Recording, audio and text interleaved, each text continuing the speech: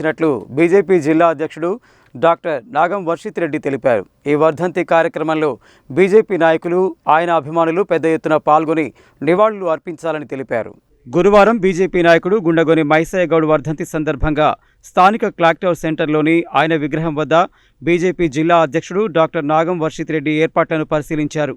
ఈ సందర్భంగా ఆయన మాట్లాడుతూ, పార్టీ కోసం తన ప్రాణాన్ని త్యాగం చేసిన మహనీయుడు గుండగోని మైసయ్య గౌడ్ అని గురువారం ఆయన వర్ధంతి సందర్భంగా ఆయన విగ్రహం వద్ద బీజేపీ పార్టీ ఆధ్వర్యంలో వర్ధంతి కార్యక్రమాలు నిర్వహించనున్నామని, ఈ కార్యక్రమంలో బీజేపీ పార్టీ నాయకులు, ఆయన అభిమానులు పెద్ద ఎత్తున పాల్గొని నివాళులు అర్పించాలని కోరారు. ఈ కార్యక్రమంలో బీజేపీ కిసాన్ మోర్చా జాతీయ కార్యవర్గ సభ్యుడు గోలి మసూదన్ రెడ్డి, బీజేపీ నల్గొండ పట్టణ 2 టౌన్ అధ్యక్షుడు మిర్యాల వెంకటేశం, కంచర్ల విద్యాసాగర్ రెడ్డి, మంగళపల్లి కిషన్, నరేందర్ రెడ్డి, పోతిపాక లింగస్వామి, పిండి పాపిరెడ్డి, శాంతిస్వరూప్, పోకల దశరథ తదితరులు పాల్గొన్నారు.